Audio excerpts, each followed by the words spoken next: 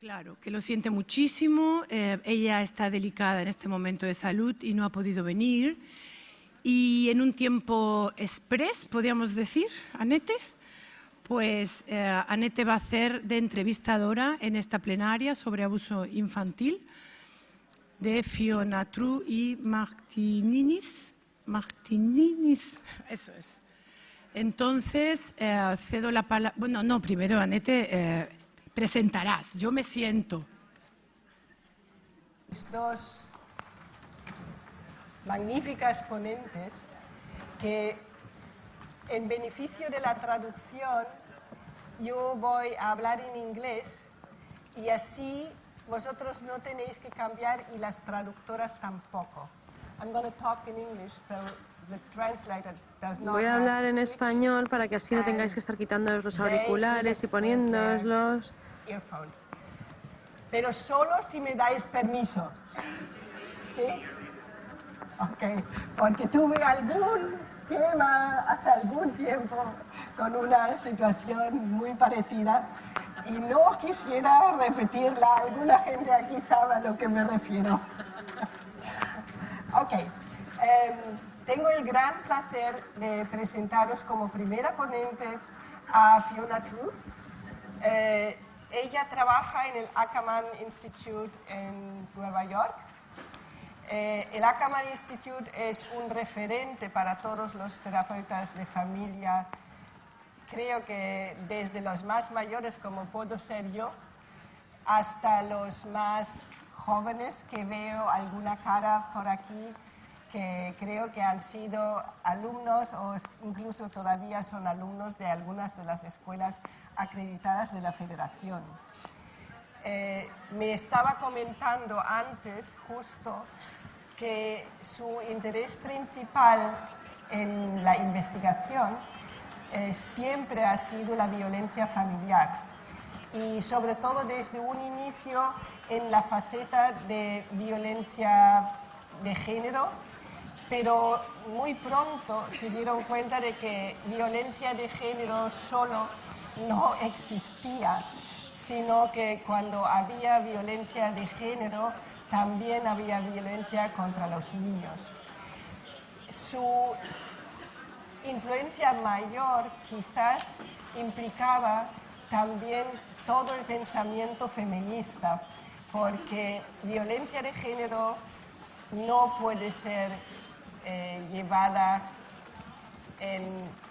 como tema de investigación y como tema de tratamiento sin pensar en lo que es la terapia justa y los enfoques de feministas alrededor de lo que llamamos micro y macro machismos en la sociedad. Lo que va a presentar hoy en su ponencia es un aspecto específico de su modelo de trabajo con los niños, no en relación con violencia de género. Y sobre todo va a intentar tener un anclaje en la práctica, no solamente en la teoría.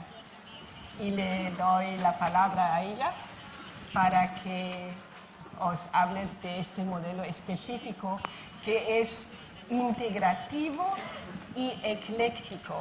Y esto me interesará mucho para profundizarlo después en la discusión. Thank you. You're welcome.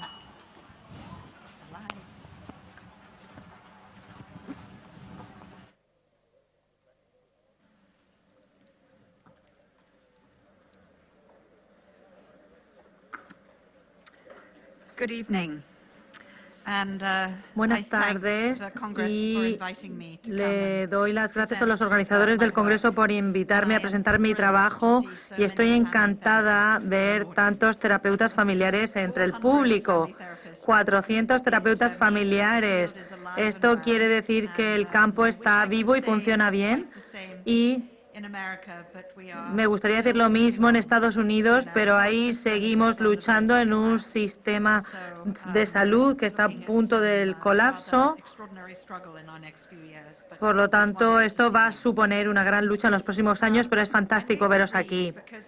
Voy a leer porque sé que media hora no es mucho y voy a presentar algunas ideas complejas. No es normalmente la forma en la que lo hago. Voy a leer unos 10 o 12 minutos y luego os voy a mostrar algún trabajo clínico sobre dos familias que han experimentado traumas relacionales. Estoy aquí representando el trabajo del Centro para Niños y Trauma Relacional del Instituto Ackerman en Nueva York, que lleva trabajando los últimos 25 años para darle voz a los niños en la terapia, de forma que los cuidadores puedan entender sus experiencias y responder a ellas de forma adecuada y ayudar a arreglar los lazos rotos. Mis colegas y yo hemos desarrollado un enfoque diseñado para ayudar a las familias y a los niños a recuperarse de los traumas relacionales que ocurren en las familias. Y al desarrollar este marco, integramos una narrativa al feminismo y el pensamiento sistemático y los últimos desarrollos de distintas teorías. El tiempo del que dispongo no me permite daros un enfoque complejo. Sin embargo, voy a hablar de un componente que es clave y fundamental, que es el diálogo de las decisiones. Esta técnica sistémica crea un proceso circular en la terapia familiar, dando voz a las experiencias únicas de los niños y la posibilidad de entender cualquier barreras o limitaciones en las relaciones y a la vez evitar que se conviertan en una barrera y permitan reforzar los lazos. La reparación o el refuerzo de estos lazos es algo que estamos investigando. Reconocemos que las relaciones se pueden recuperar y, como todos creemos en esta sala, se pueden curar. La ruptura de los lazos por una experiencia traumática es algo fundamental que hay que restaurar. Las mujeres que experimentan abuso sexual en su niñez tienen menos problemas mentales en su edad madura si hay un miembro de la familia cercano a quien le pueden contar el caso y lo entiende. La lealtad y, la vergüenza que acompañan al abuso infantil en ocasiones no permiten responder de forma adecuada a los niños. Y lo que tenemos que hacer es asegurarnos de que se realizan las elecciones seguras y adecuadas y que los padres pueden tolerar la expresión de toda una serie de emociones, como puede ser falta de confianza, tristeza, frustración, ira, asco, etc. Entonces, ¿qué es el trauma relacional? El trauma relacional sucede cuando un adulto viola el sentido de seguridad emocional y o físico de un niño. Estos comportamientos se incluyen, pero no se limitan al incesto. También puede ser presenciar violencia doméstica, el abuso físico o verse sometido a batallas por la custodia, a divorcios muy duros, una negligencia por parte de los padres y abandono.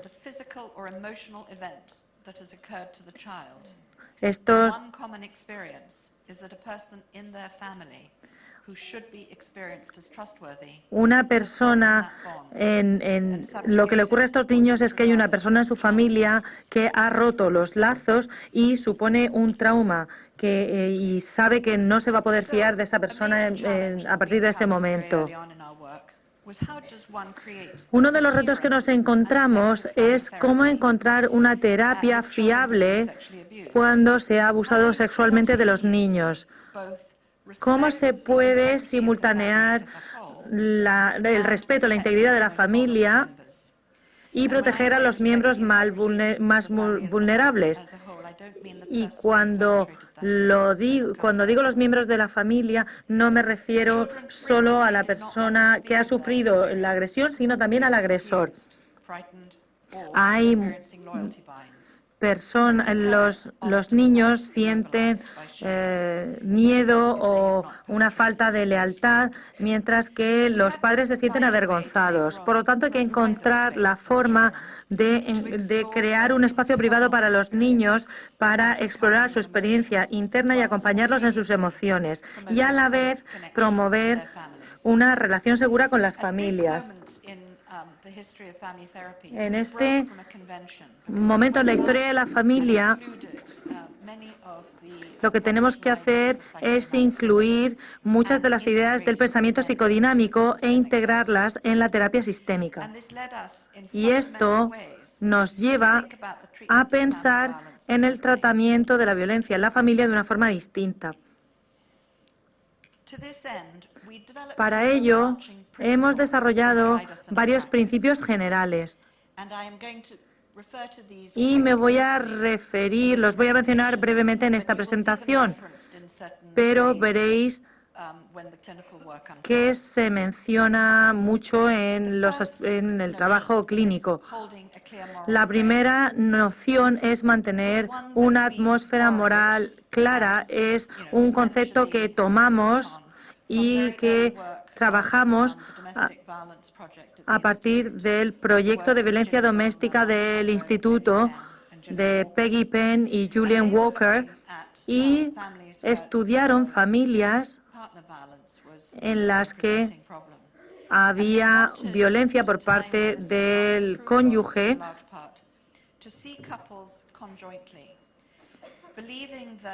y se empezó a entrevistar a las parejas de forma conjunta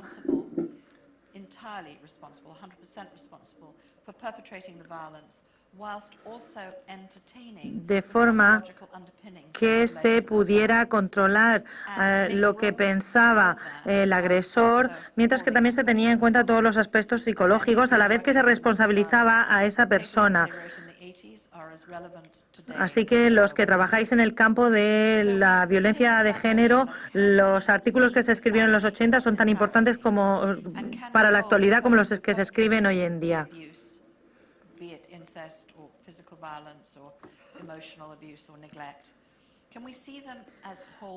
Por lo tanto, trabajando de esta forma los podemos ver como personas completas. Las dos son personas que pueden hacer daño y personas que pueden tener un sentido de sí mismos y que desean ser distintos.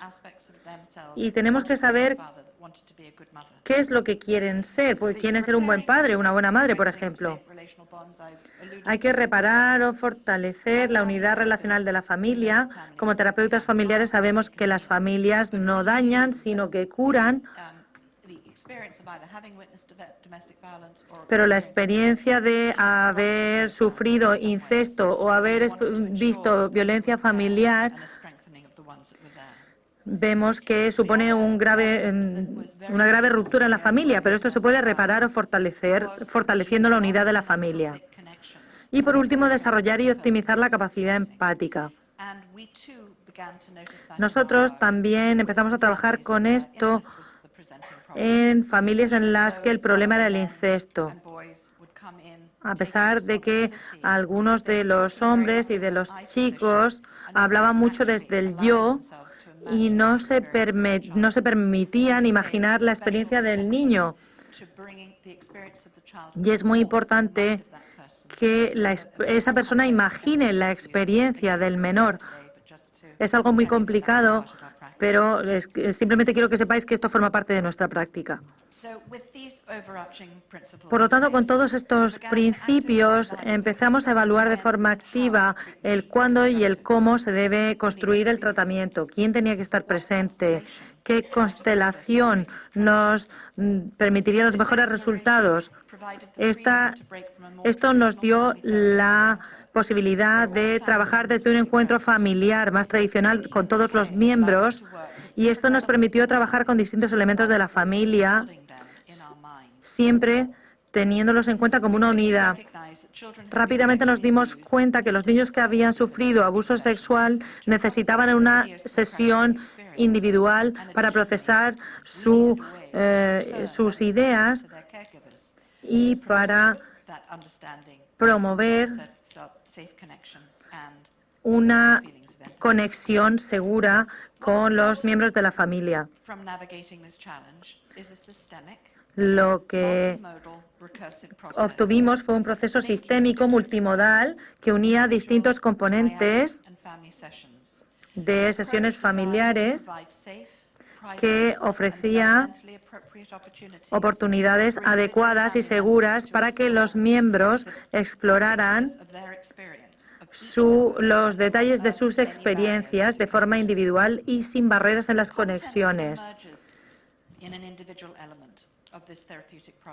El contenido de este proceso terapéutico es volver a la familia a través de este diálogo mediante decisiones y tratar los temas que se deben tratar con los miembros de la familia correspondientes. Cuando el menor no quiere tratar un tema doloroso con un miembro de la familia, se respeta, pero sin embargo vemos este rechazo como una oportunidad para entender y explorar la dinámica de la familia, para, como suelo decir, convertir una pared en una esquina, para sacar lo bueno de lo malo. Y le dices al niño, ¿qué es lo que te preocupa si tuvieras que decirle esto a tu madre? Hemos visto que el niño siempre tiene miedo a las consecuencias emocionales.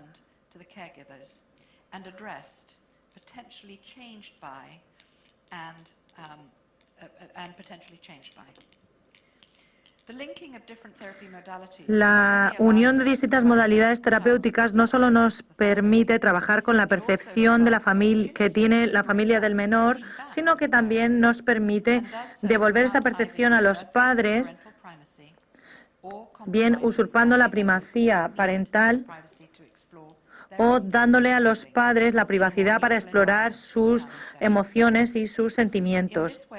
Así, se crea un espacio privado para el niño, se respeta su privacidad y la familia sigue siendo el recurso principal de sanación. Este proceso de ida y vuelta da una oportunidad de resolver el problema de una forma compleja, y a menudo los menores no quieren explicar sus sentimientos por el hecho de que el agresor le vea como desleal. Así que el menor puede explicar los sentimientos que tiene por cualquier miembro de la familia. Estoy enfadada con mi madre, estoy enfadada porque me ha hecho daño, estoy enfadada porque no está aquí. Antes de empezar la terapia, los cuidadores aseguran que respetarán la confidencialidad y que habrá una conexión segura entre los miembros de la familia. Este proceso hace que se escuche la voz del menor en las sesiones familiares y es el menor el que decide si transmitir información o no. Y para muchos menores esto permite trabajar con el trauma y evitar el miedo que han experimentado cuando han visto la violencia de género en casa. Creemos que la capacidad de los niños para expresar sus sentimientos abiertamente, para pedir lo que necesitan y para decir lo que quieren es el objetivo fundamental de esta terapia. En este diálogo con el niño, este también aprende cómo expresar sus sentimientos, qué nombres darles y expresarlos sin consecuencias. Al aprender a expresar sus sentimientos, el niño se siente más cómodo al compartirlos y a veces identifica las causas de su rechazo. Y los padres también tienen oportunidades de entender la experiencia de su hijo escuchándola directamente, a pesar de que inicialmente viene narrada por el terapeuta. Nuestro enfoque se basa en técnicas sistémicas para entender la vida interior del menor y utilizamos cuentos, dibujos y otras formas de expresión metafórica. Así que ahora os voy a mostrar esta idea en la práctica, que es una idea fundamental en nuestro modelo, usando dos ejemplos de casos que hemos visto a lo largo de los años.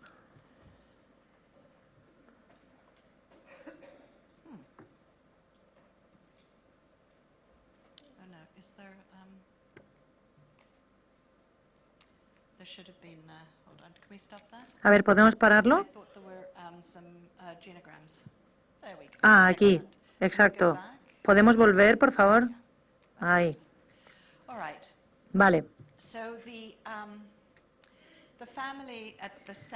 La familia en el centro de este ejemplo clínico son una madre y un padre, José y Marianne, que tienen un hijo biológico, Joseph, que tiene 6 años, y 2 hijastros, Megan, de 13, y Mark, que vive fuera de casa. Voy a leerlo porque va a ser más rápido. Joseph tiene 6 años y hasta los 3 años presenció violencia doméstica por parte de su padre contra su madre Marianne. A Joseph lo sacaron de la familia hace 3 años después de que un terapeuta informara a los servicios sociales. Esta experiencia ha sido muy traumática y a Joseph lo han separado de su hermana mayor y en 6 meses lo mudaron de casa en 3 ocasiones.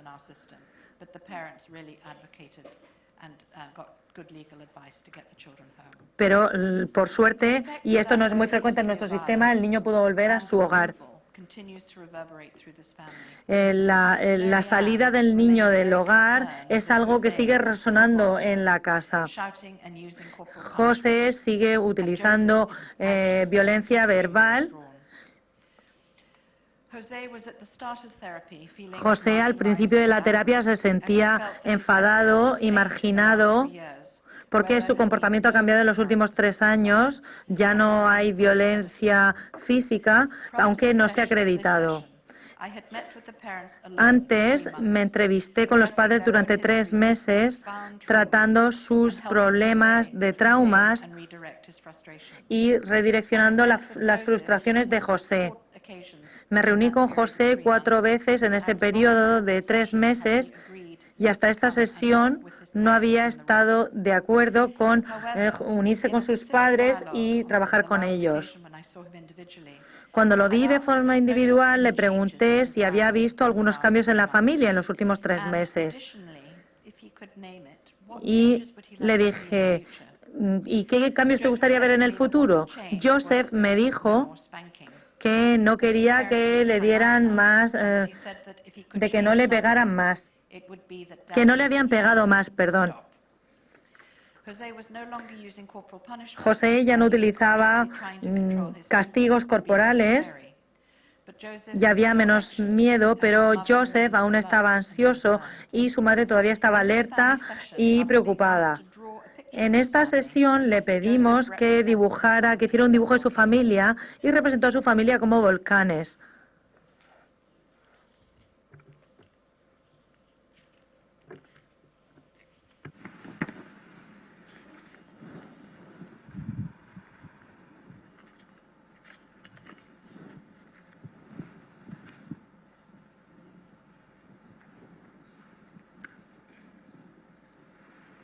Who in your family is like a volcano?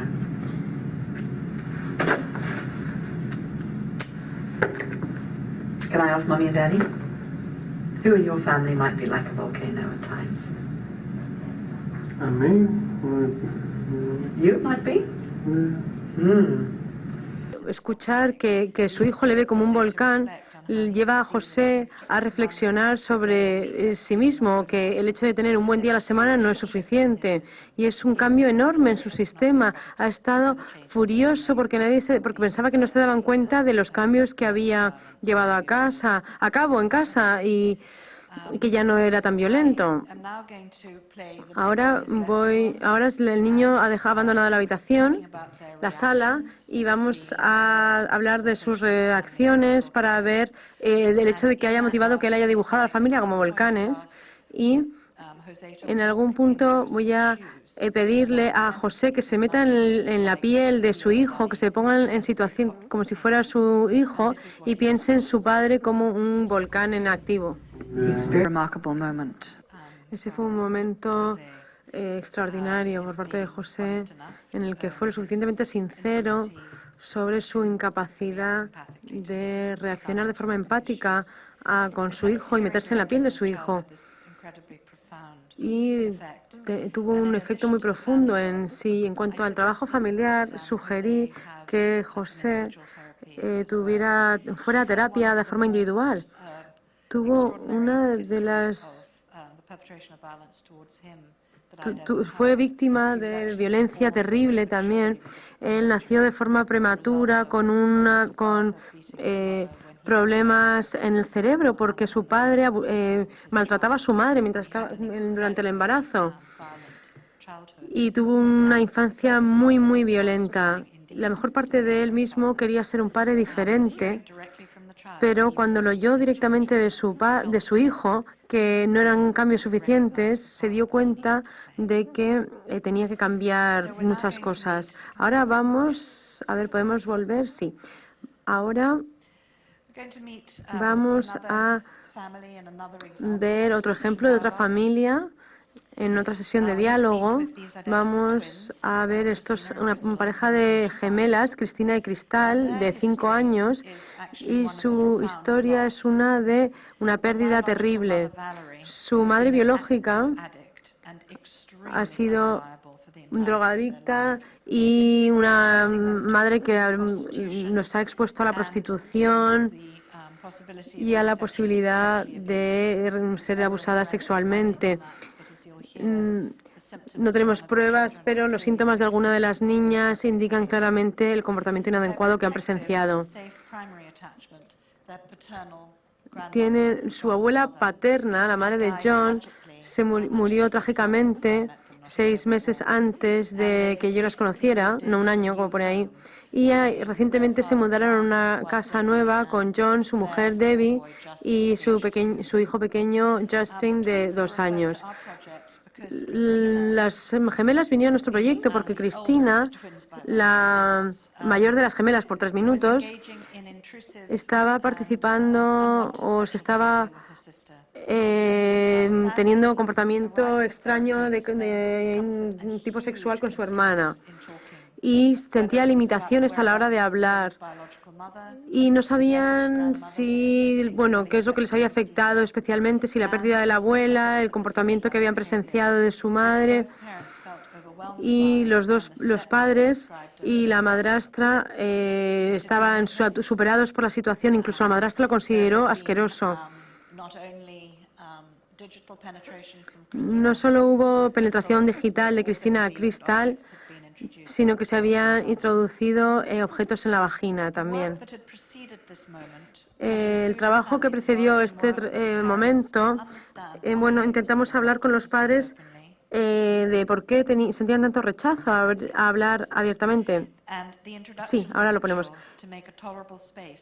Y que queríamos que hubiera un espacio para manifestar sus sentimientos y que las niñas no sintieran que les iban a castigar si hablaban libremente. Había una hipótesis de que las 2 niñas habían sufrido por las pérdidas y por los comportamientos extraños, y que el comportamiento sexual de Cristina lo que intentaba era un poco conectar de forma inadecuada, buscar una conexión inadecuada.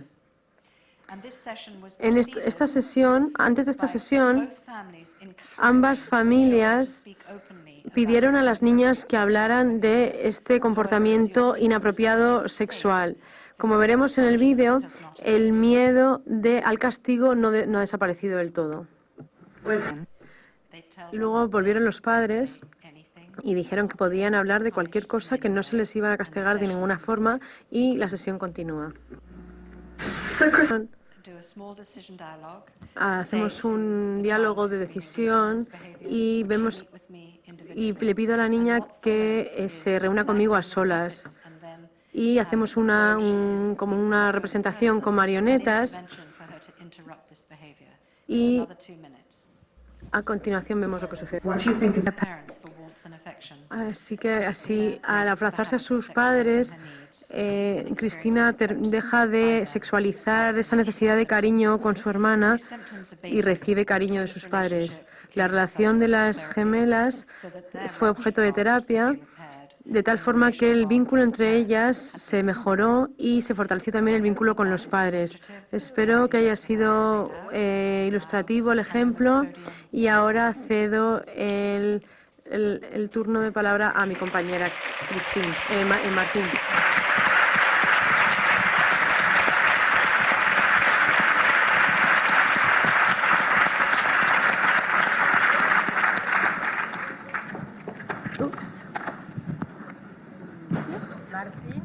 Oui. Conozco a Martín. ¿Me escucháis? ¿Vale? Ok. Conozco a Martín desde hace algunos años. He compartido varios congresos con ella y la conozco como una persona extremadamente metida en el campo. Su especialidad es el abuso sexual en la infancia y desde más de 30 años trabaja para cambiar las leyes en su país de residencia, que es Francia. Trabaja en París. Y si al principio trabajaba sobre todo para poner a salvo a los niños, actualmente también trabaja en un sentido muy similar a lo que hace Fiona, que es no romper la unidad familiar y conseguir al máximo la reparación y la justicia dentro de los sistemas familiares abusivos. Ha trabajado con unos medios increíbles, dentro de los cuales hay películas que os recomiendo porque son excelentes y no sé si ella los va a mencionar, pero le voy a arreglar después que lo haga porque si son accesibles son un medio para poder utilizarlos también en terapia. Y su manera de aproximarse al incesto cambió la parte realmente de muchas personas en Francia porque incluye una idea sistémica, no lineal, sino recursiva, con todas las formas de cuando nosotros utilizamos a veces la metáfora de tirar una piedra o un estanco y esto hace olas y olas y olas. Estas olas mismas a veces son mucho peor que la misma piedra que se ha caído al estanco. Martín, your floor. Thank you. Thank you very much. Muchas gracias. Estoy muy emocionada de estar aquí con este público y también de estar cerca de mi amiga aquí. Es difícil para mí expresarme en inglés, así que me disculpo de antemano por los errores que voy a cometer cuando me exprese, pero voy a hacerlo lo mejor que pueda.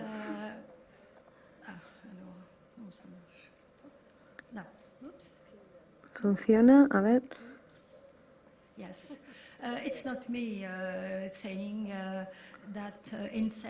No lo digo yo que el incesto es un tabú universal, lo dijo Freud, pero yo creo que es un desafío universal he tenido la oportunidad de viajar por todas partes del mundo y a pesar de las diferencias culturales, veo que este tema es igual y yo creo que es igual en todas partes del mundo. Voy a hablar de una de las investigaciones, un estudio. Vimos que 4 millones de franceses han sido víctimas de incesto. Quizá los psicólogos, los psiquiatras no quieran creerlo, pero este estudio es un estudio serio y fiable. Y es importante que entiendan el contexto en el que trabajo. Al principio de mi trabajo decidimos empezar a pensar desde un punto de vista multidisciplinar acerca de Eva Tomás, una víctima de incesto adulta. Y para mí, desde un punto de vista ético, era correcto comprender mejor lo que era ser una víctima de incesto, no solo a través de una encuesta o un estudio, sino de forma vivo, o sea, en carne y hueso, digamos. Comenzamos a trabajar en 1987 con una teoría sistémica y analítica, primero sistémica y luego psicoanalítica, pero no es realmente correcto porque a veces la teoría psicoanalítica también venía al principio. Bueno, así que hicimos terapia familiar en grupo y nos especializamos en el trato de hermanos, tratamiento de hermanos que venían porque uno decía que había habido un caso de incesto en la familia y hacíamos terapia familiar, también terapia de pareja. No hemos hecho terapia individual con los niños en el centro en el que trabajo, de Puig-Chaumont, porque tiene que haber un lugar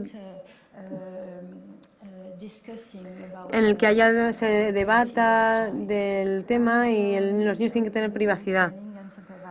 Y también hacemos, digamos, formación y supervisión. La terapia familiar en grupo se basa en 3 ejes principales. Por supuesto, la protección de los niños. Por supuesto, también la acción penal. Somos conscientes de la legislación y la forma de tratar este tema fuera de la familia, en lo que es en la sociedad.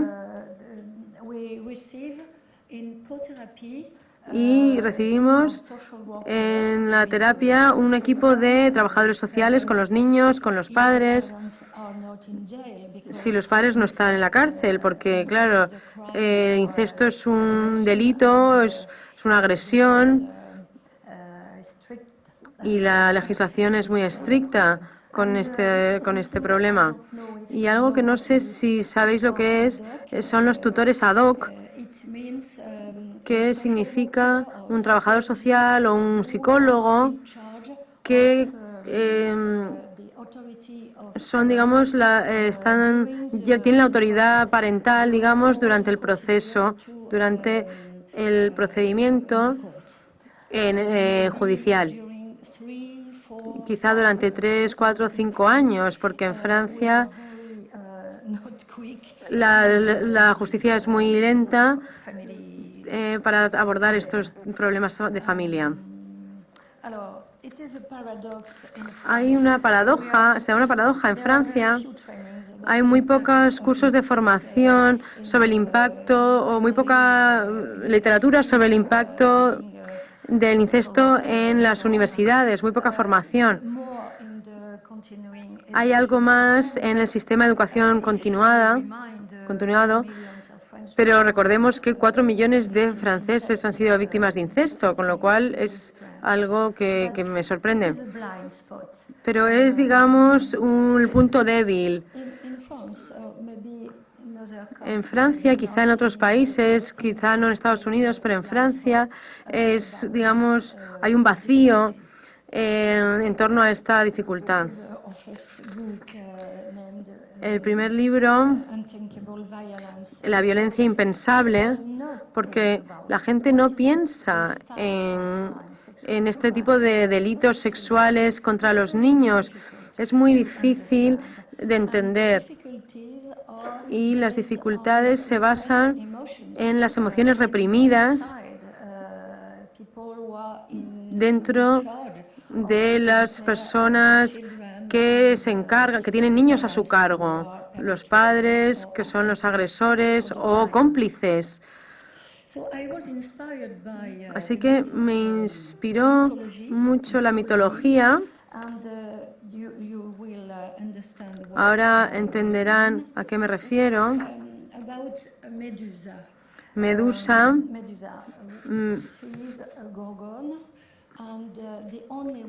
Vemos que la única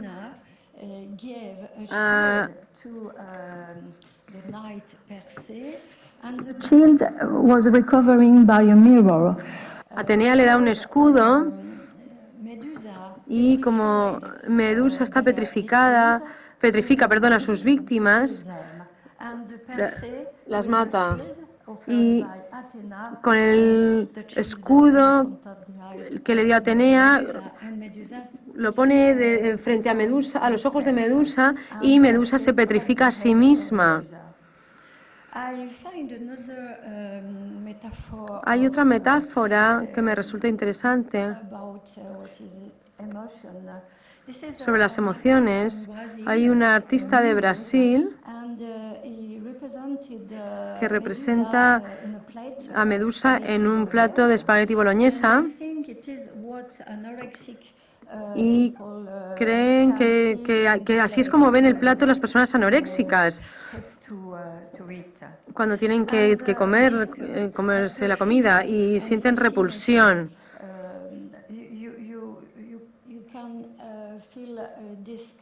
Y se puede sentir repulsión. Y si no se pueden compartir las emociones y es importante compartir los conocimientos con los profesionales alrededor, o los sentimientos. Vemos aquí otra emoción, una estatua de Bernini, el artista italiano.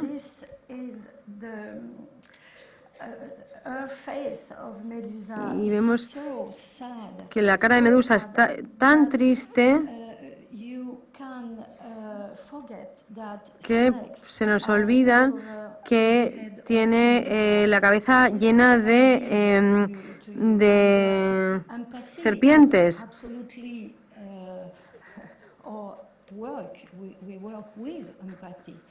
Trabajamos mucho con la empatía, pero este tipo de expresión de sentimientos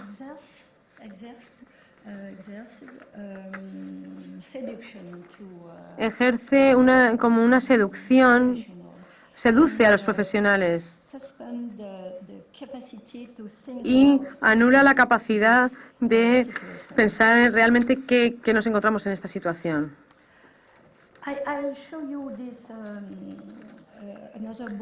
Voy a mostraros otro libro. Si vemos el dibujo de la niña pequeña en amarillo,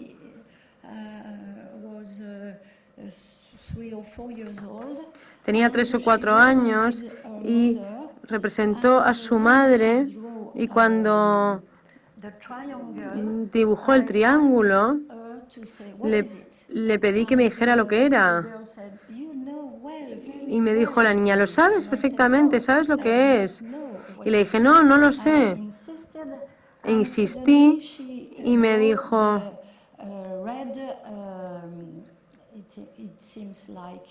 y dibujó parece un ojo. Y dijo rápidamente, es la boca del ratón.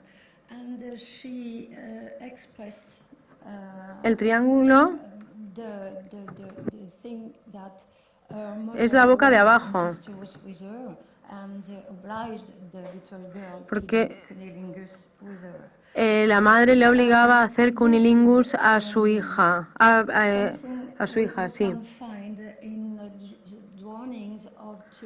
En los dibujos de los niños que sufren incesto, vemos que a menudo hay dibujos fálicos o representación púbica de algún tipo o representación de los genitales en los dibujos. René Thom fue un matemático francés y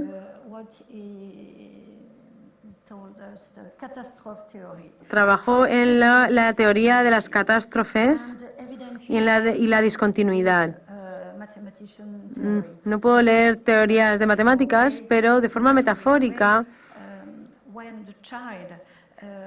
cuando el niño habla sobre el incesto, es una catástrofe, es una obra de arte de Salvador Dalí, y que dijo que la teoría de René Thom es la teoría más estética del mundo. La teoría de las catástrofes es una teoría sobre las bifurcaciones en los sistemas dinámicos.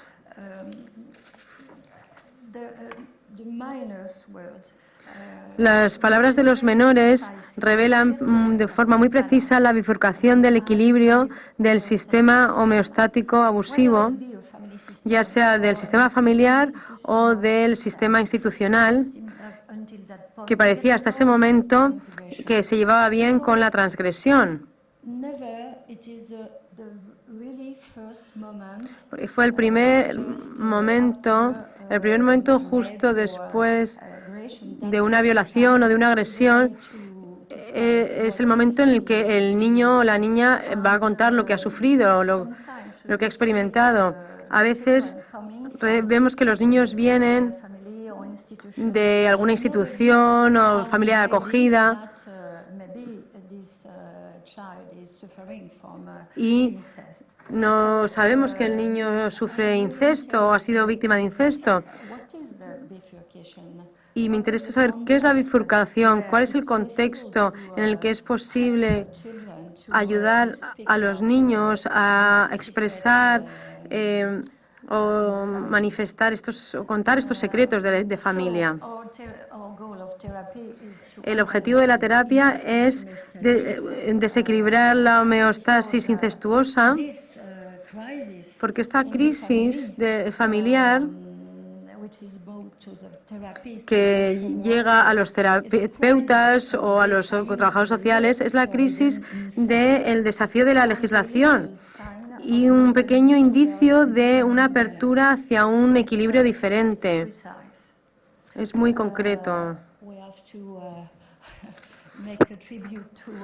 Tenemos que rendir homenaje a Heinz von Foerster.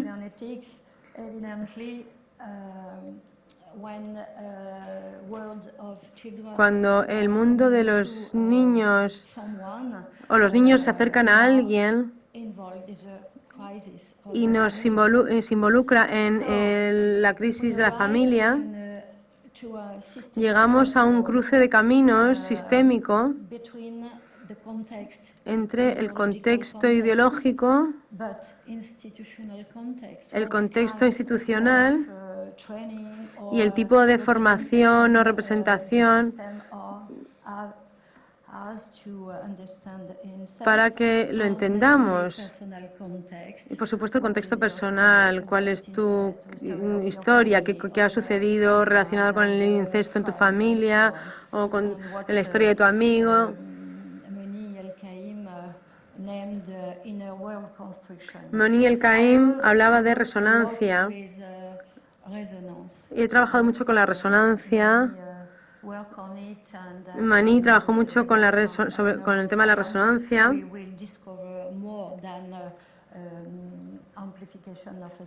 y que es la amplificación del sujeto y la intersección de diferentes sistemas que comportan un mismo elemento o problema común. En 1989 fue cuando Mani introdujo el concepto de resonancia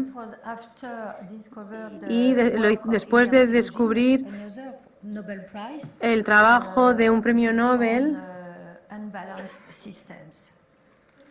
sobre sistemas desequilibrados. Y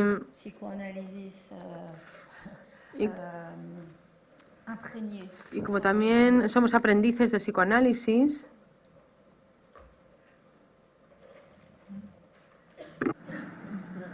Impregnado. Okay. Eh bien, Sándor Ferenczi, amigo de Freud,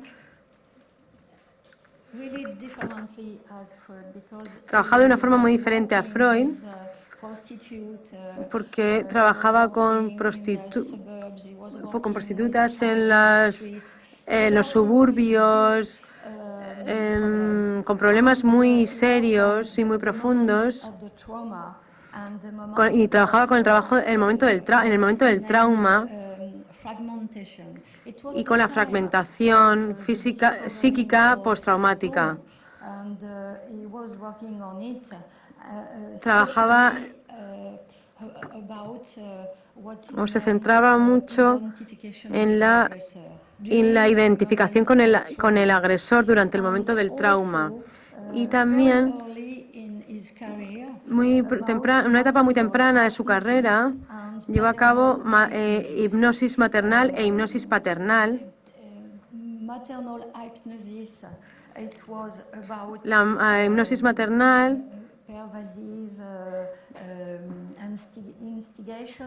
trataba sobre la instigación persuasiva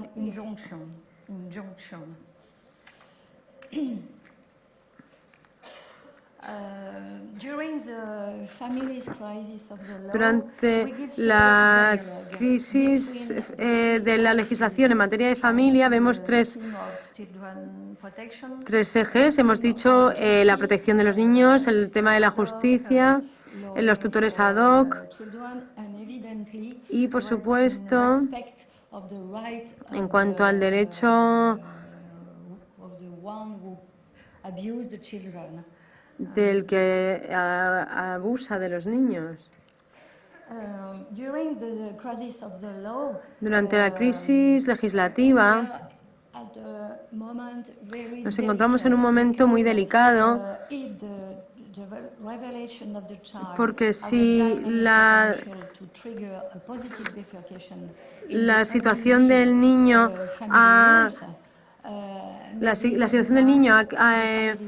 desencadenado una bifurcación positiva en las reglas familiares abusivas, o por el contrario causa que las reglas familiares abusivas se vuelvan más rígidas. Y vemos la connotación del síntoma. No podemos encontrar una connotación positiva del síntoma del incesto. Si lo hacemos, nos volvemos cómplices del crimen o del delito. Esta experiencia, estos hechos, tienen que ser juzgados. No los puede juzgar nadie que no sea un juez. y esto lo tenemos muy presente. Durante el diseño del entorno terapéutico, intentamos identificar la resonancia o la contaminación psíquica por reflejo de los profesionales involucrados en el sistema de protección infantil y la terapia familiar en grupo. Lo que intentamos fue crear un espacio, tener lugar para la sorpresa. 10 minutos, he entendido 5 minutos.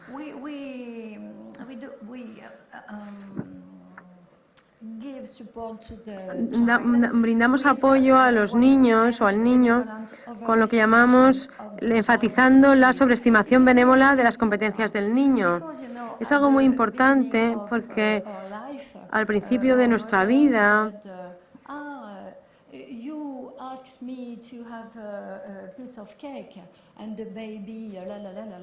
tú dices, sí, me has pedido un trozo de tarta y el niño está la, la, la, la, la.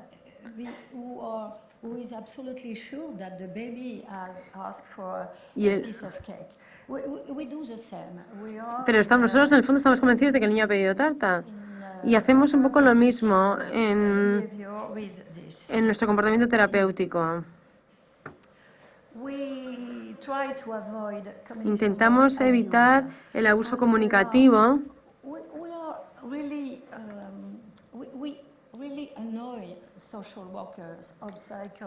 y a veces molestamos a los trabajadores sociales, a los psicólogos, con la elección del vocabulario. Pero es muy importante.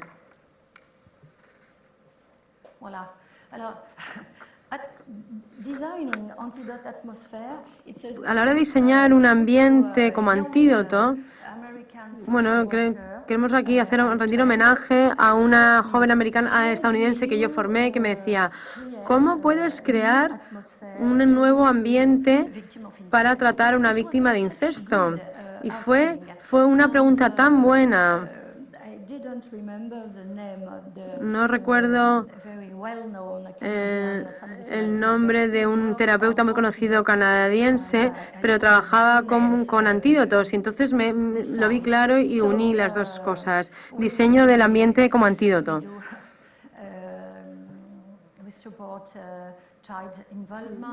Apoyamos la participación de los niños.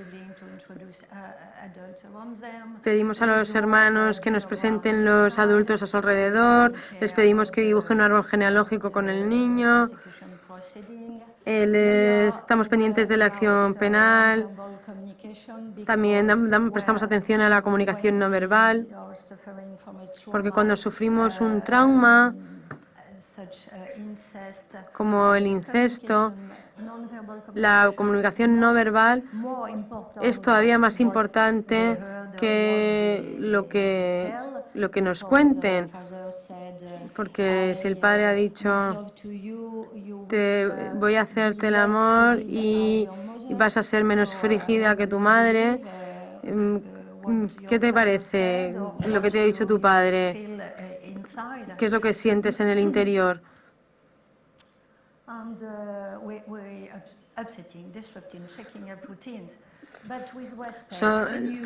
Vemos que hay rutinas que interrumpen, que revolucionan, que descomponen, pero los terapeutas a veces están muy cerca de los niños, o en la sesión siguiente me toca a mí o al otro terapeuta, y estamos dibujando con el niño. O hacemos algo inesperado en el marco de la terapia para crear nuevas emociones durante la conversación.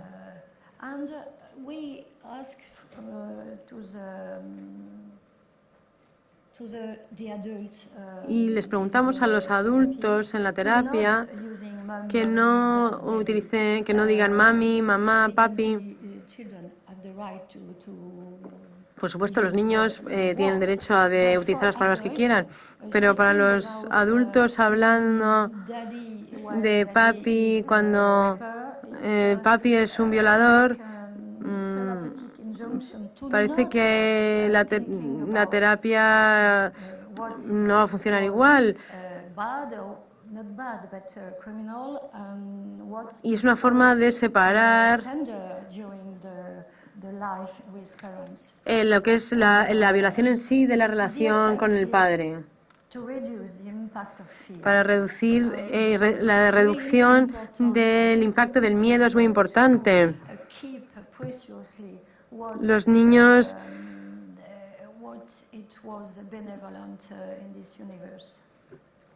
les cuesta a veces ver la diferencia.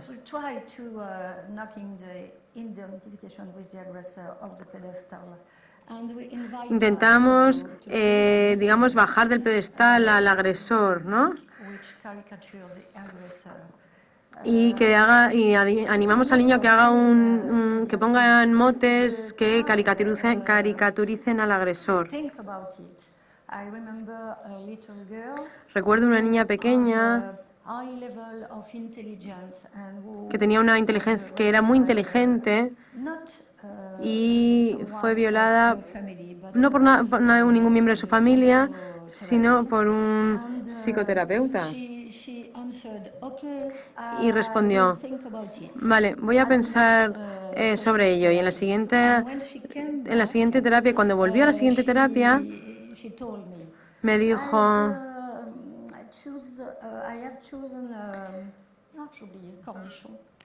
he elegido un mote o un apodo, un trocito pequeño de verdura que le encanta comer. He olvidado la palabra. Y dijo, pero no me va a gustar nada, pero no me gusta nada comer esta verdura. Así que prefiero llamarle el hombre al revés, porque el hombre era un psicoterapeuta muy conocido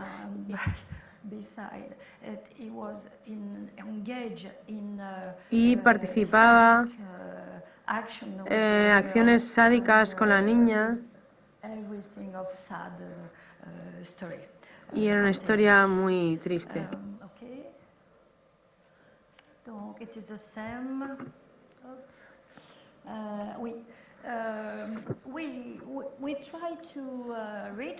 Intentamos conseguir la sincronicidad resistente que llamamos cuando intentamos mantener abierta la homeostasis incestuosa para que sea más rígida y más efectiva. Como saben, el incesto es transgeneracional, así que cuando vemos un niño o niña, es posible que haya habido casos de incesto en su familia materna o en su familia paterna, a lo mejor el abuelo o yo no sabemos.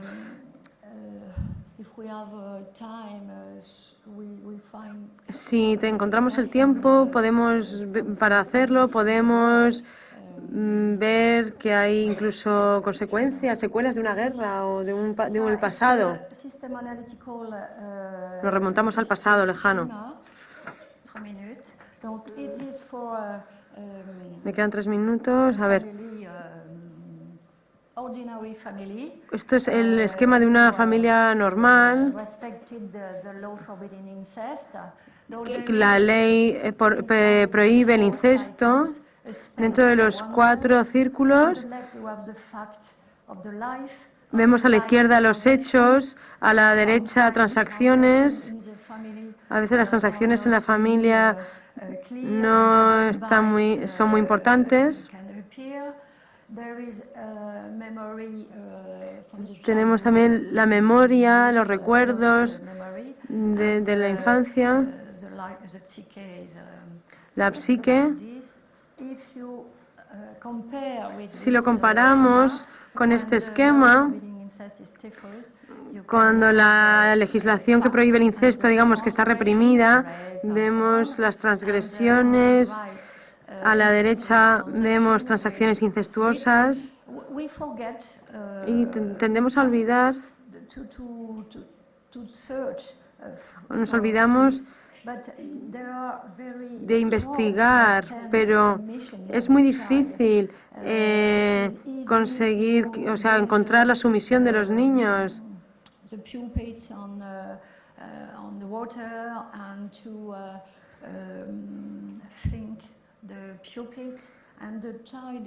Porque vemos que el niño cree que ya no va a volver a pasar, que lo intenta olvidarlo.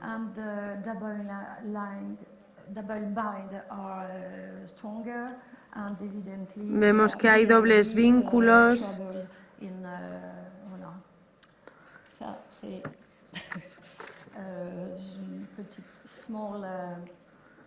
Aquí vemos, esto es un chiste de Carl Whitaker. Tengo la teoría de que las teorías son destructivas.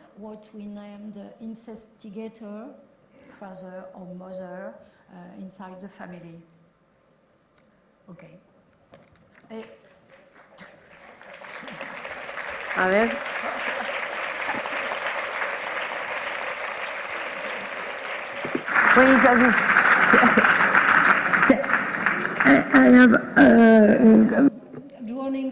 Tengo algunos dibujos de una niña de 4 años.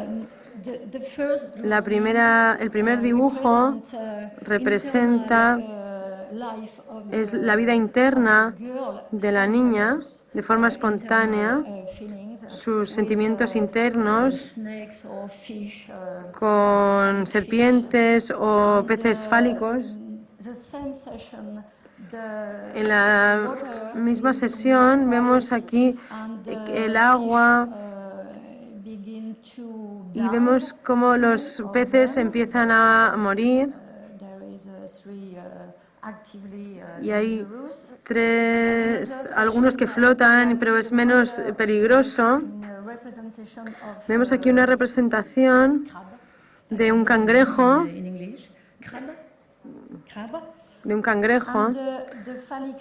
Y vemos los peces fálicos que se meten en el agua y se alejan de la familia. Dentro hay otro pez, y es cierto porque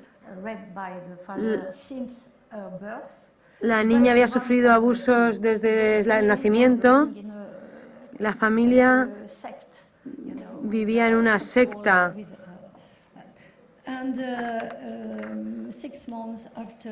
6 meses después se representó a sí misma con una mirada muy fuerte, muy dura, y hay un símbolo fálico en la cabeza de la niña. Este es el momento en el que la niña se muestra orgullosa de haberse aprendido el alfabeto y se representa a sí misma en la parte de arriba con gafas sobre la nariz.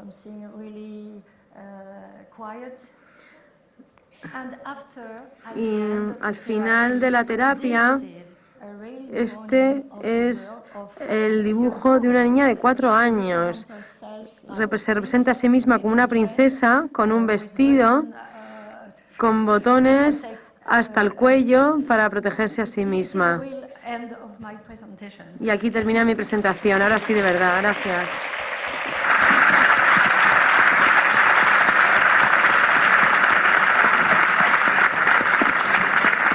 It was not too hard to understand what I said. It was very clear. Thank you. I don't know how the audience feels, but I think this was No sé qué es lo que siente el público, pero me ha parecido impresionante. Me han parecido 2 charlas impresionantes de 2 mujeres distintas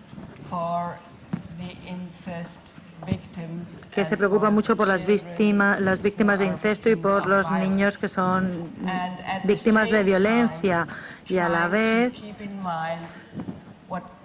tienen en cuenta lo que la teoría sistémica nos enseña y cómo podemos ampliar nuestras emociones cuando nos enfrentamos a la violencia, especialmente al incesto. A nosotros es que nos parte el corazón cuando tenemos que ver lo que dibujan los niños o lo que te cuentan, lo que contaban los niños que tú has mostrado. Así que hay muchísima información y muchas cosas. Pero estaba pensando en que lo interesante para el público sería, porque a mí me han venido varias preguntas a la cabeza. Una de las preguntas sería, ¿trabajáis con otros terapeutas? Y cómo es así, ¿cómo los incluís en vuestros modelos? Y trabajas con terapia del juego, que no solo sea dibujar, por ejemplo, trabajar con muñecas, de forma que te puedan contar y decirles qué les pasa. Me gustaría conocer vuestra opinión de las dos. Okay, so the question about my context. The clinical research project, the Center for Children and Relational Trauma. El proyecto de investigación, en nuestro proyecto de investigación trabajamos como un equipo, pero solo tenemos una persona que trabaja con la familia y a la que observa otro miembro del equipo. El modelo o el enfoque que hemos desarrollado es muy funcional porque puedo ver a la familia como terapeuta familiar, puedo ver al niño y ofrecerle la privacidad para ver su experiencia, y veo cuáles son los problemas que se tienen que tratar en la familia. También puedo ver al padre o al agresor que ha cometido la agresión, y en muchas ocasiones suele ser el hermano o la hermana.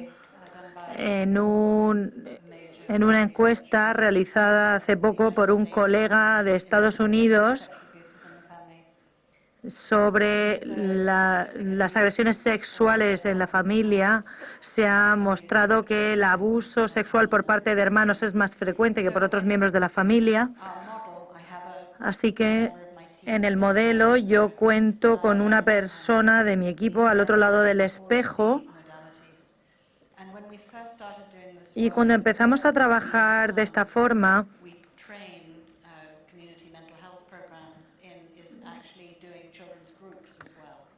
muchos de mis compañeros estaban formados en grupos de terapias mentales para niños, que obviamente son niños que en estos grupos los niños se sienten menos cohibidos porque están con otros niños,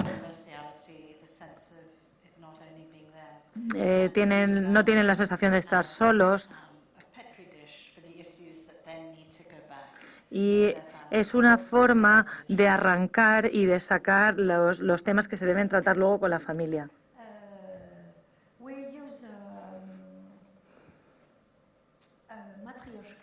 Nosotros usamos una matrioshka, las muñecas de Rusia,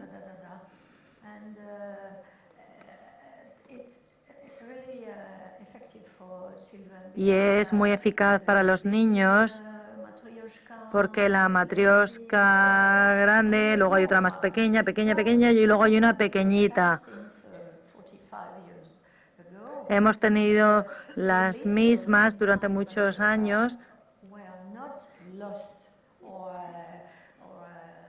y la pequeñita no nos la han robado ni se ha perdido en todos estos años.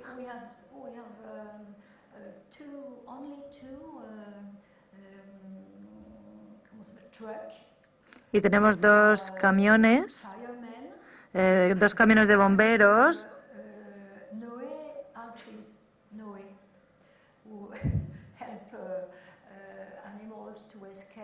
Y tenemos un arca de Noé, el que ayudó a los animales a escapar del gran tsunami. Estamos trabajando con otro equipo de ecoterapeutas y es muy cómodo para nosotros, porque el equipo de ecoterapeutas no hace lo mismo que nosotros e intercambiamos mucha información. Y además hay personas de distintas generaciones.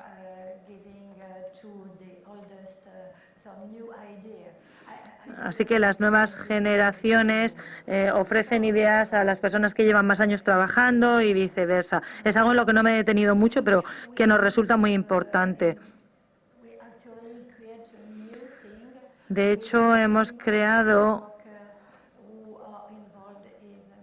con el equipo de Walker, que trabaja en protección del menor, hemos creado lo que hemos llamado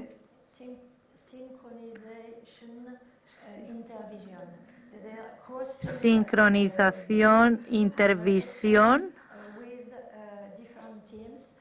es decir, cruzar las ideas de la familia de distintos equipos.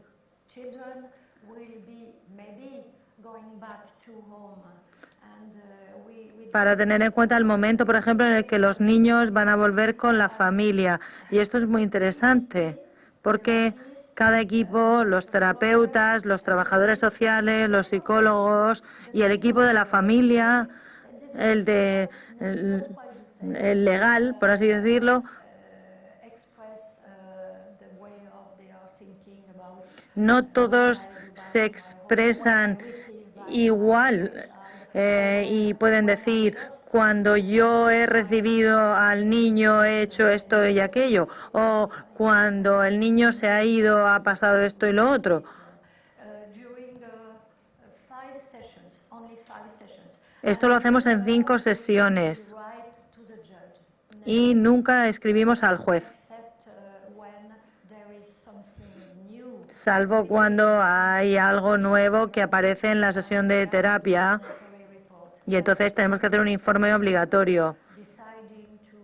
Pero en el caso de decidir la tutela, por ejemplo, no es necesario hacer ese informe.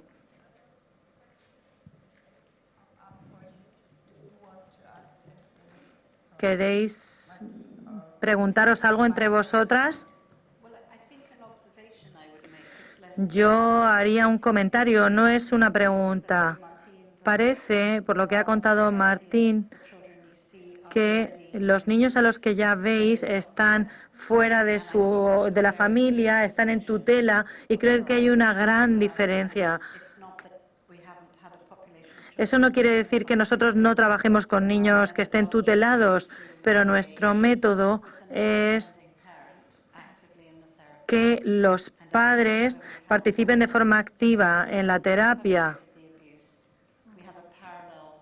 Y con la persona que ha cometido el delito hay una sesión aparte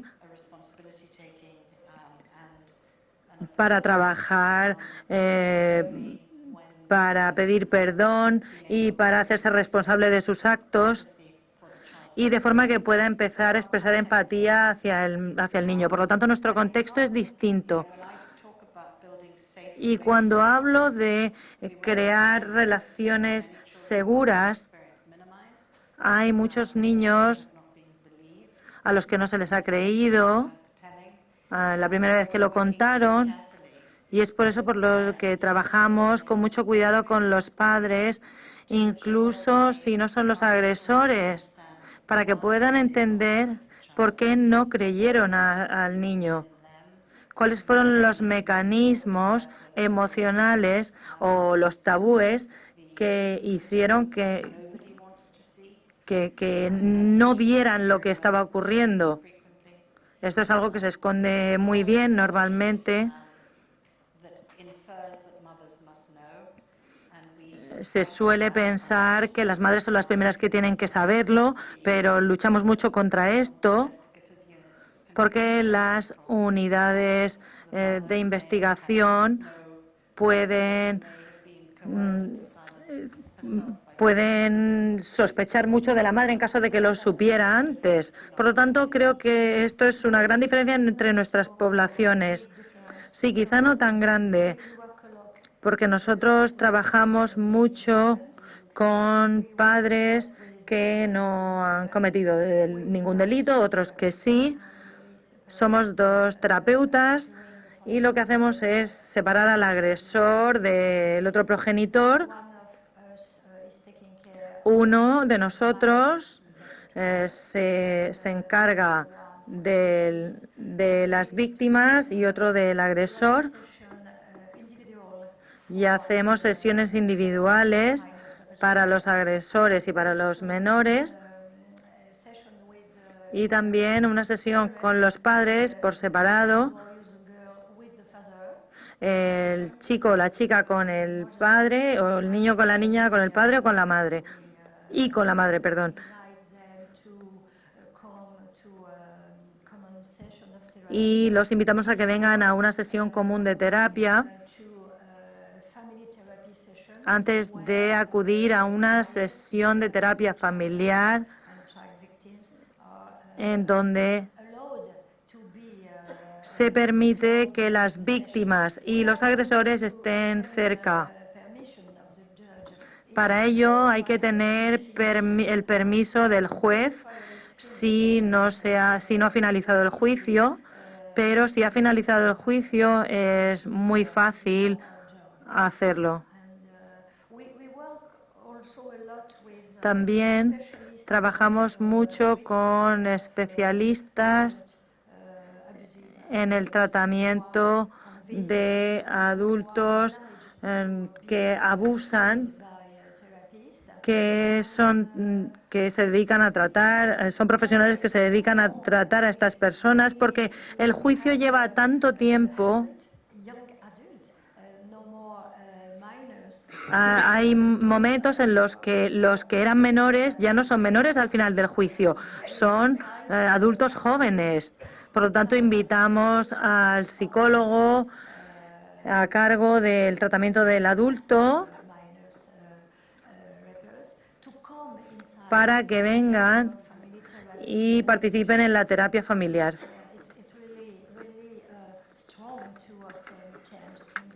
Es muy bueno para que se produzca un intercambio en la familia.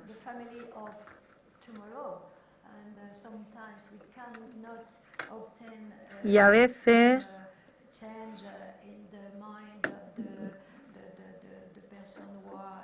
no podemos cambiar la mentalidad de las personas que están en la cárcel y tienen que permanecer encarcelados por 15 o 20 años.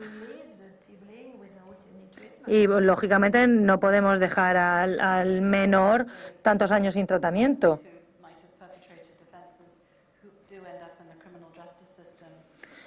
Acerca de lo que ha comentado en que los agresores terminan en manos de la justicia, es algo que pasa en nuestro país también, pero sin duda, según nuestra experiencia, suelen ser varones adultos, el padre, el padrastro, etcétera. Pero también se ha dado el caso de hermanos. Uno de los puntos más importantes de nuestro enfoque es entender la complejidad para el niño, que puede ser enorme. Puede ser que tengan sentimientos muy fuertes de amor y afecto hacia la persona que los ha maltratado y es muy difícil para ellos expresar esto porque hay una bifurcación. ¿Cómo puedo querer a alguien que me daña así? Y también hay otra experiencia muy común para los niños, es que se culpan por ciertos aspectos del abuso. Y a menudo esto pasa por el aspecto coercitivo y a menudo ocurre porque hubo una excitación sexual, que es lo que ocurre como consecuencia. Por lo tanto, lo que hacemos es que el agresor escriba cartas de perdón, cartas diciendo: no importa lo que ha ocurrido, yo fui la persona culpable de todo. Así que tanto si están en la cárcel como si no, lo que hacemos es que redacte una carta. Hay veces que lo hacemos con el permiso del juez y a veces no se puede tanto.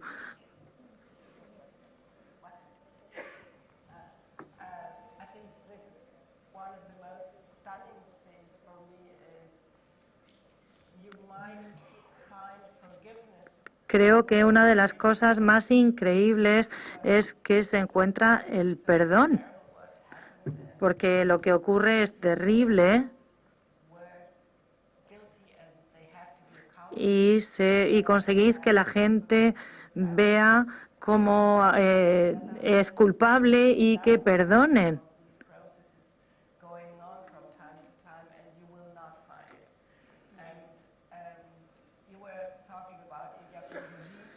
Habéis hablado de una persona que dice que vivimos en un mundo de construcción y creo que esto es cierto. Como terapeutas de familia, creo que podemos construir un mejor mundo, un mundo mejor cuando hay abusos, cuando hay malos tratos.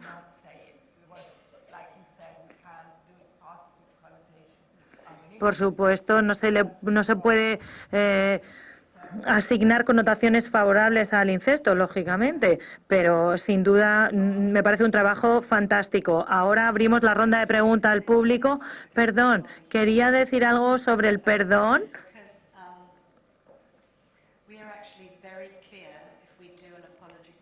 Porque si hacemos una sesión de perdón, dejamos muy claro que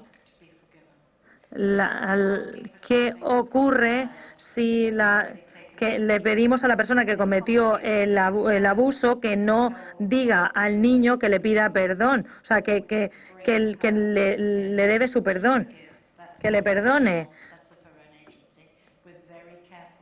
Por lo tanto, hay que tener muchísimo cuidado con el perdón.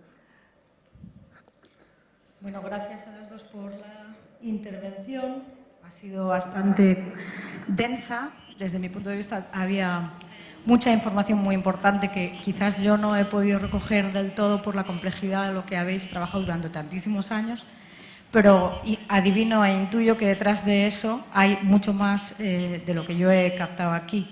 Y solo por eso os doy la enhorabuena por el trabajo que estáis haciendo.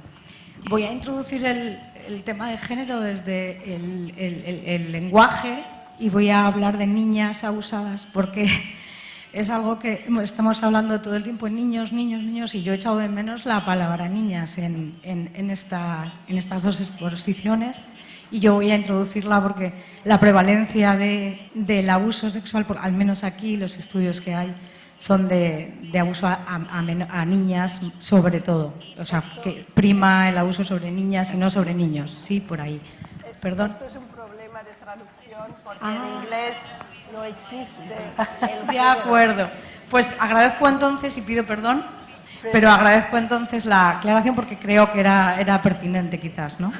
Esto por un lado. Luego pregunto, yo trabajo en el sistema judicial con menores abusadas y también trabajo con ellos, con los agresores, y me ha quedado una duda importante y era en relación al perdón y en relación a también lo que decían que trabajaban tanto tras la sentencia judicial como previo a la sentencia judicial. La petición de perdón de la persona agresora a las niñas abusadas, me pregunto si genera un problema en el ámbito terapéutico porque eso sería tanto como asumir la culpa, la responsabilidad penal y, por tanto, a nivel judicial generaría un problema. Y me gustaría saber si durante la sesión terapéutica, si se produce cuando no ha habido un juicio esta situación, qué pasa con si tienen la obligación de decírselo al juez o no.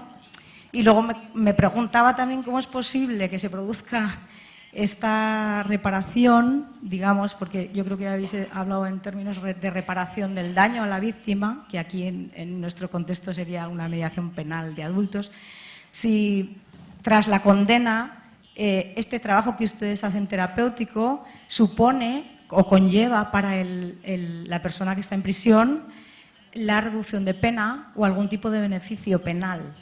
Esta es mi duda, porque no me ha quedado claro bien cómo lo han enfocado. Quizás tenga que ver con los diferentes sistemas legales, ¿no? Pero por esto yo pregunto. Gracias. Okay. So let me try and answer each. Voy a intentar contestar cada una de las preguntas. There was something lost in translation. Sin duda se ha perdido algo en la traducción. En la actualidad, en el caso de abusos familiares, principalmente se ocurre contra las menores, niñas. Una de cada 4 mujeres experimenta un abuso sexual antes de los 18 años y en un porcentaje muy alto ocurre por parte de un miembro de la familia y también de la comunidad y de personas cercanas. En el caso de los chicos es 1 de cada 10 y esta cifra ha aumentado en los últimos años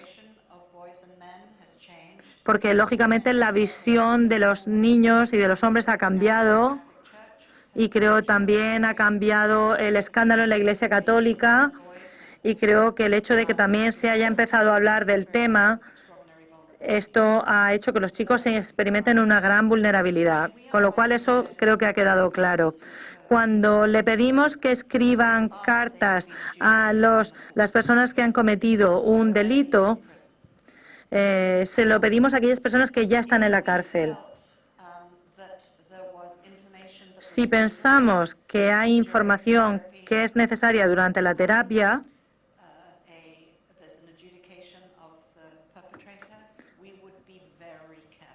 lo que hacemos es, tenemos que tener mucho cuidado, porque si hay una sentencia, si todavía no se ha emitido la sentencia, hay que tener mucho cuidado. El trabajo que yo he hecho con jóvenes adolescentes, lo que hacemos es trabajar. Son normalmente personas que no están encarceladas y lo que hacemos es trabajar con personas que están en libertad condicional y contar con los agentes de libertad condicional para que nos ayuden. Y el objetivo es ayudar al niño o a la niña que se ha sentido como víctima.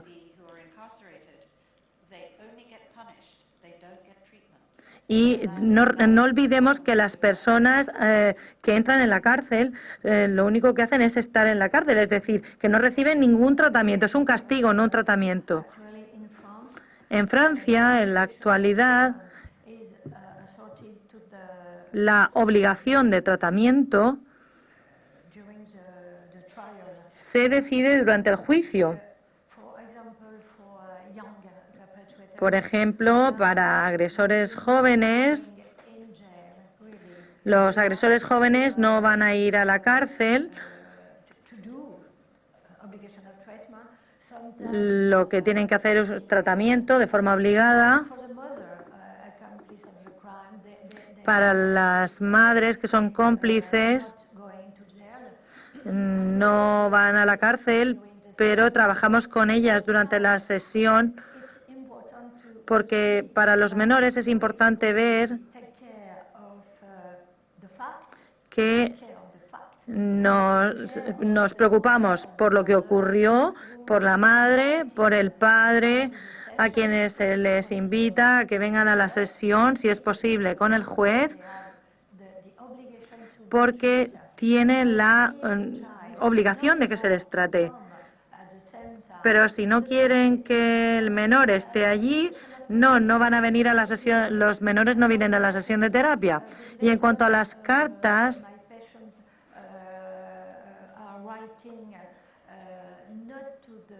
Mis pacientes escriben cartas no a las víctimas, sino a la fiscalía.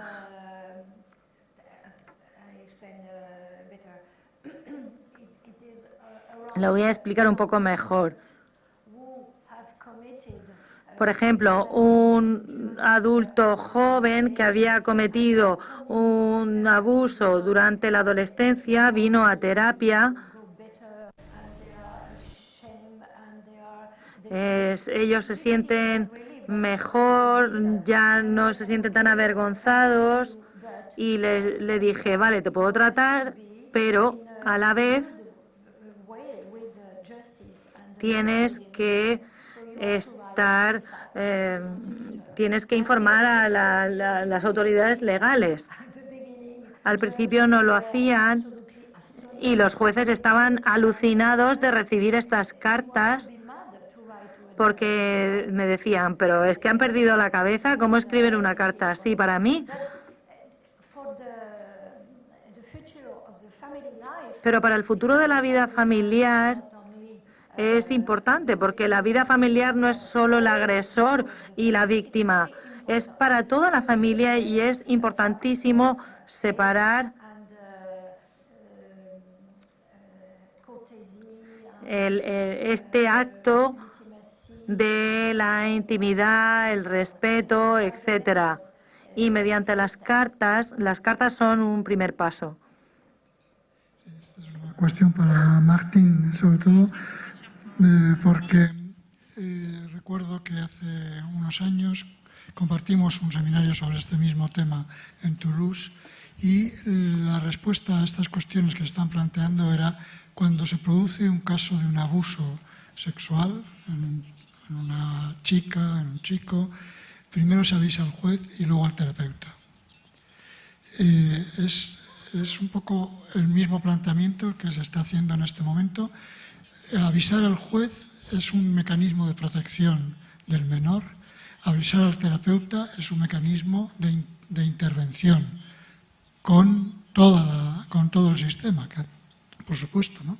Es un mecanismo complejo porque probablemente, como creo que estáis diciendo, el inicio del trabajo se va a hacer muchas veces con una demanda inducida, con una demanda provocada por el propio sistema judicial, ¿no? Entonces, seguimos manteniendo, primero se me llama al juez y después al terapeuta, esa es la pregunta.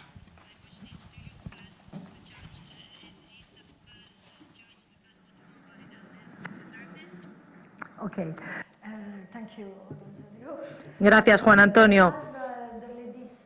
Como ha dicho esta chica hace un momento, trabajo desde hace 30 años y la ley cambia. Cada 10 años la ley cambia.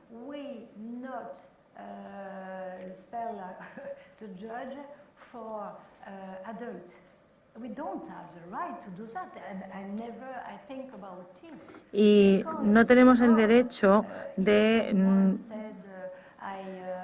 si alguien dice, por ejemplo, yo he hecho esto, pero en el caso de los menores, para los que tenemos hipótesis de que puede ser que haya estado expuesto a un maltrato, tú tienes el derecho de escribir al juez. En Francia, últimamente, el sistema funciona mejor y no es tan común recibir a un menor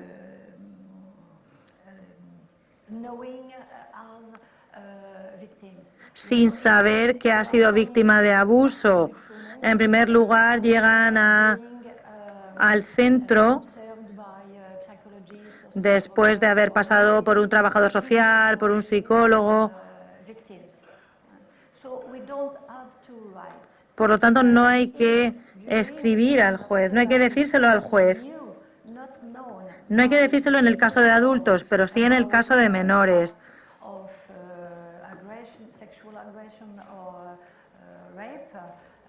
En el caso de agresión sexual y de violación,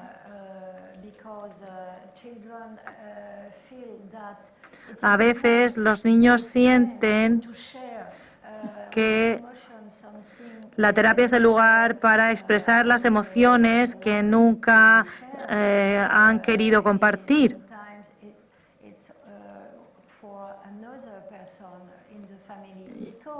Con otras personas de la familia, porque tenemos que entender que el incesto es una organización sistémica de la familia.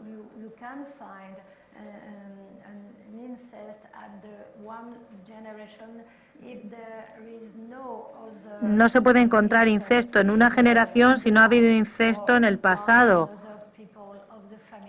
en una o dos personas de la familia. Así que tenemos mucho cuidado cuando escribimos al juez.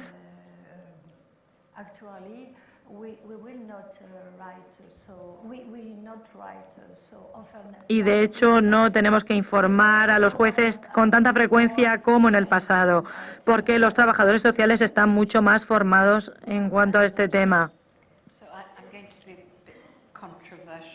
Aquí voy a generar un poco de controversia.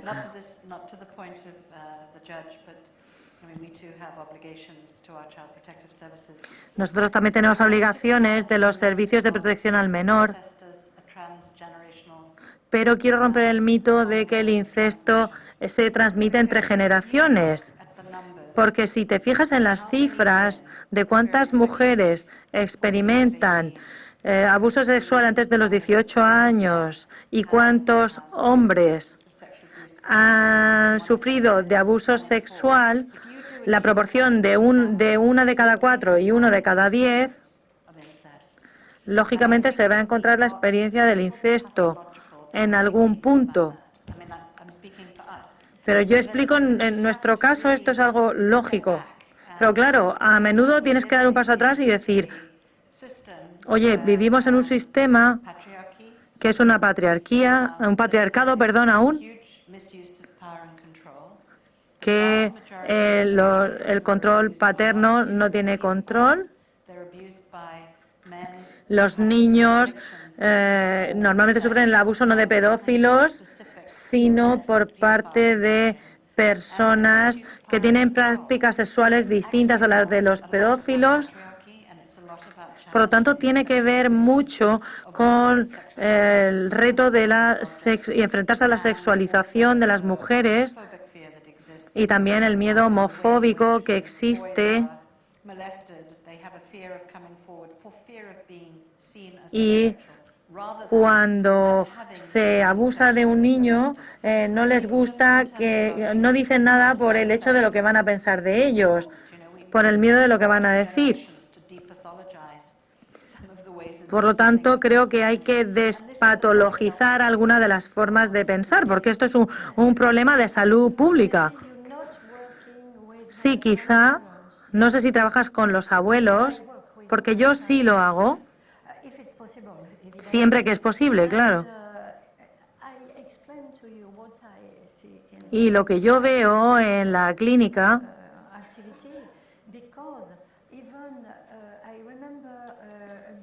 recuerdo una niña a la que violó su abuelo y no quería hablar delante de la gente.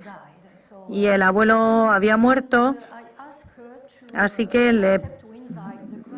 le pedí que invitara a la abuela durante la sesión con la madre, es decir, la abuela, la madre y la nieta, la víctima. Y a mí me sorprendió. Pero de repente, esta señora que tenía 94 años, cuando supo lo del incesto, respondió a mi pregunta. ¿Sabes? Cuando yo tenía 5 años, mi padre se casó con otra señora y mi madrastra me violaba.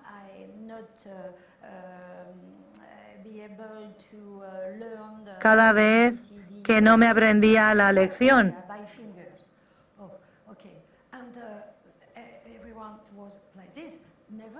Y todo el mundo estaba congelado. Nunca había contado esa historia. Y se puso de pie y todas empezaron a abrazarse. Y después la abuela se sentó en la silla y dijo, ¿sabes? Por ti no quiero que me entierren en la misma tumba que mi marido, porque quiero hacer algo por ti. Yo no vi nada, yo no entendí nada.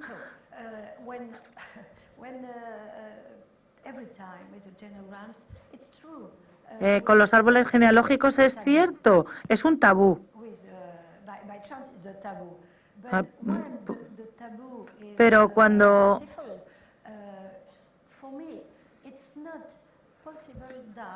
para mí no es posible que no haya nada en la familia que haya ocurrido antes.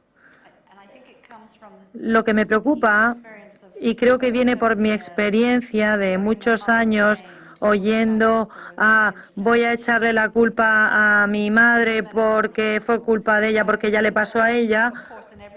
Claro, lógicamente, en todas las familias que entrevistamos vemos que eso ya ha ocurrido antes. Pero creo que esta señora lo dijo fantásticamente. No quería que la asociaran con un agresor.